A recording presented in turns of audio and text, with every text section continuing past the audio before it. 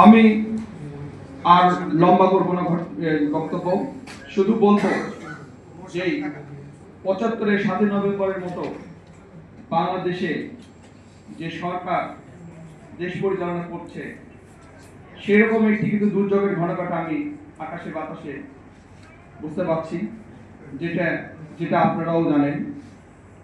ইনশাআল্লাহ সজাগ থাকবেন সবাই। আমি একটু লেখনী লিখেছি, বাংলাদেশ প্রতিদিনের প্রকাশ হয়েছিল, সেখানে কিন্তু বিস্তারিত আমি লিখেছি।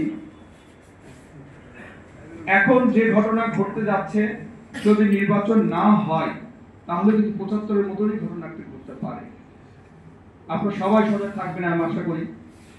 আমরা ইনশাআল্লাহ সেই মহানায়কের সন্তান, আমাদের বগুড়ার কৃতি সন্তান, বাংলাদেশের কৃতি সন্তান জনাব তারেক রহমানকে নিয়ে আসবো ইনশাআল্লাহ, এবং এই দেশে আমরা সবাই কাঁধে কাঁধ মিলিয়ে করবো এই আশাবাদ ব্যক্ত করছি।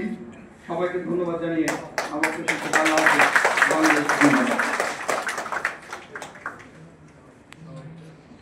ধন্যবাদ আজকের অনুষ্ঠানের